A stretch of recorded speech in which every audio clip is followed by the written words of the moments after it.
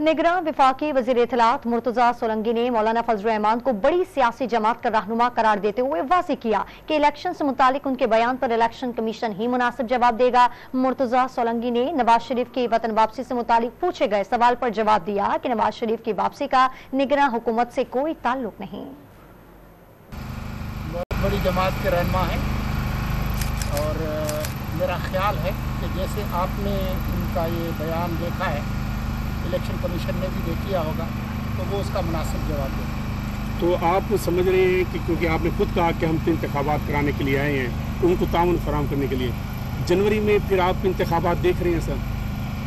मैं वही देख रहा हूँ जो कि इलेक्शन कमीशन देख रहा है, और वो जिस तारीख को इलेक्शन कराएंगे हम पाबंद हैं कि हम उनकी मदद करें।